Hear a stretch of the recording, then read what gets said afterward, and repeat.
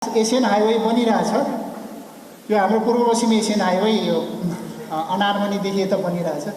ठेकेदारहरूले भन्छ यहाँ त माटै पाउँदैन, कसरी काम गरी माटो भन्नलाई काहीँ पनि दिँदैन। अब यत्रो देशमा माटै थियो, माटो खन्न निकाल्न काहीँ पनि दिँदैन। अब गाउँपालिकाले नदिने, उता नगरपालिकाले नदिने, कता नदिने, कहाँ चाहिँ केही पनि गर्न नदिने। अनि किन ढिलो गर्नु? 6 महिनासम्म मैले माटो खन्न पनि अहिले पनि पाएको छैन भने अब माटो खन्न नदिने अनि कसरी विकास? रुख काट्न नदिने कसरी विकास? यो ऐन कानुन सबलाई चाहिँ खारिज गरेर जान्छ। विकास हुँदैन, विकास हुँदैन। यस्ता ऐन कानुन राखेर नेपालमा विकास हुँदैन। म मन्त्री भएको 2.5 महिना भइसक्यो। 6 महिना अगाडि मैले यो गर्नुपर्छ भन्ने काम मन्त्री भएर पनि गर्न सकेको छैन। यो ऐन देखाउँछन्, कता ऐन देखाउँछन्, के हुन्छन्, कामै हुँदैन। अनि कसरी हुन्छ?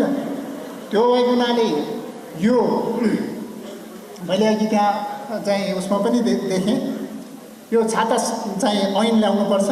एउटै ऐनले सबलाई सखाप पारेर काम गर्नु।